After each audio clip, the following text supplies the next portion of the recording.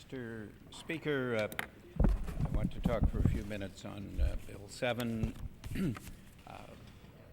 I'm actually very supportive of the thrust of this legislation, which is ensuring that there are adequate child care spaces and that they're used for child care and not diverted into other uses. But we need to have a situation where there are early childhood education spaces there for children. But I have some significant concerns. My first concern has to do with the degree of micromanagement of the affairs of school boards. I wonder whether this approach is really necessary for the government to be micromanaging what happens at the school level and what the managing is done by school boards. It seems to me that what we should have had here was a bill which provided for universal child care and the structure and framework of such a universal child care delivery program. And then, within that structure, there would be assurance that where there are children who need child care and early childhood education, there would be the spaces there, and you wouldn't have to get into the kind of micromanagement that is present in this legislation. I recognize, and I think most of us do here, that when it comes to child care and early childhood education, that this government has basically moved from one crisis to another. I have been at many meetings where people have talked about the crisis in child care with the large numbers of children not able to get spaces, with people's lives being disrupted because they're unable to get the child care that they need when they need it. And they have used the word crisis. I have heard this used by a whole variety of people who are involved in this area. Recognize that for 16 years, in spite of a lot of talk of the importance of child care, in spite of the government saying, well, we're going to do a little bit this year and a little bit next year and a little bit, and they have not solved the issue, and we continue to have crisis and crisis and crisis. It seems to be that when we have a situation like we've had with thousands and thousands of children waiting for the child care and early childhood education spaces which are not there, that we need more than just this kind of token approach of trying to ensure the existing spaces, are and micromanage what's going on at a school board level. We need to make sure that they're actually the number of child care spaces that are actually needed. So, currently I think that there's probably in the order of more than 10,000 children still waiting. It's a lot. In fact, I'm told that on the registry as of September 30th of this year, the total number of children on the wait list was 12,729. 12,729 children waiting. There is a problem here, and it's a problem that is much bigger than what's in this bill and should have had a more comprehensive approach, instead of coming through this bill. Not that I don't, and I do support all efforts to improve the situation, but quite frankly, what's happening, with the education system, when there are 400 children, say in K-8 in a particular community, who need an education, there's an insurance, an assurance that there will be space for 400 children.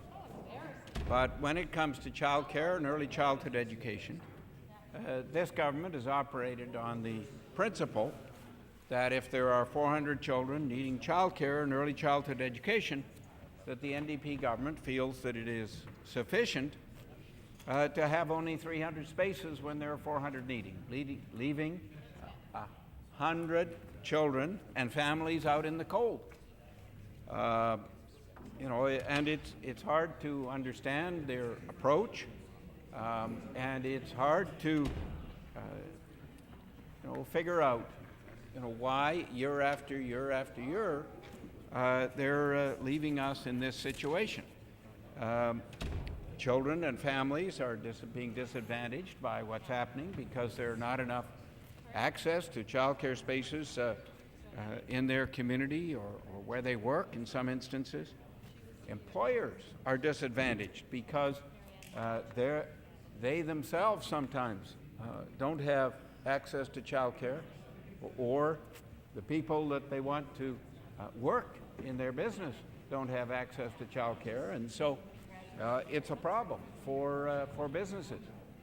And it's a problem for people who want to work. I was at one session where a small businesswoman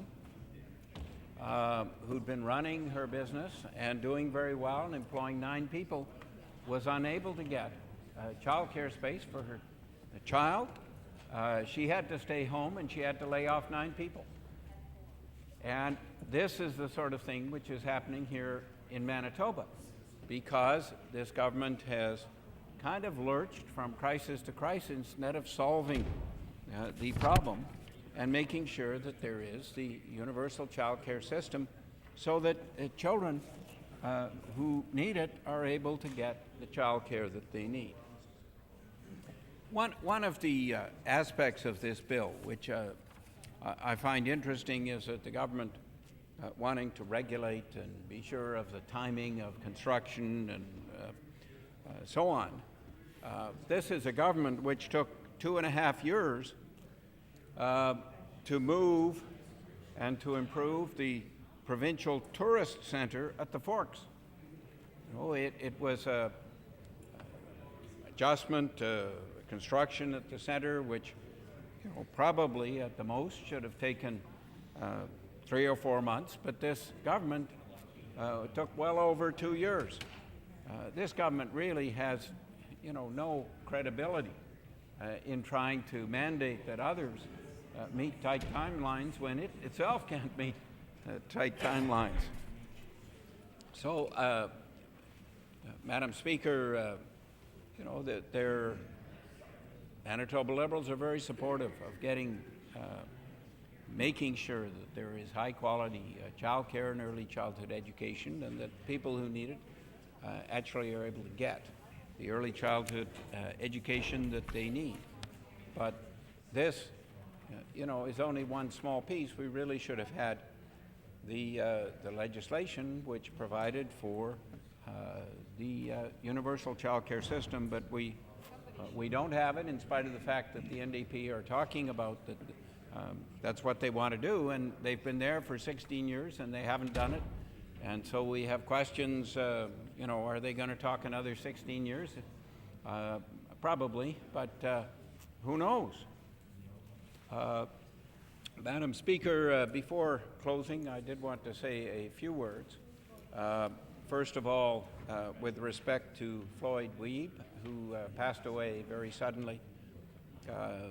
Floyd was a tremendous advocate for victims, for improvement in the justice system, for improvement in communities, in the way that we approach things. His son died tragically, and he had a very difficult time, but he became a very strong advocate and raised thousands and thousands of dollars with his wife Karen and others in an effort to improve things for many other children and a better future.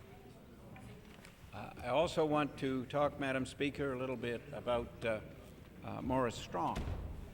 Morris Strong passed away recently. He was a Canadian. He was from Oak Lake, Manitoba originally. He was an environmentalist. He was also a businessman. And he's really given a lot of credit for his leadership in movement toward sustainability, making sure that we're looking after the environment and looking after our economy at the same time. And so I just want to recognize Maurice Strong as making a major contribution to not only Manitoba, but to Canada and to the world. And I think it's important to recognize that contribution and to acknowledge the important work that he did. Madam Speaker, with those few words, I will sit down and let others have their piece. Thank you.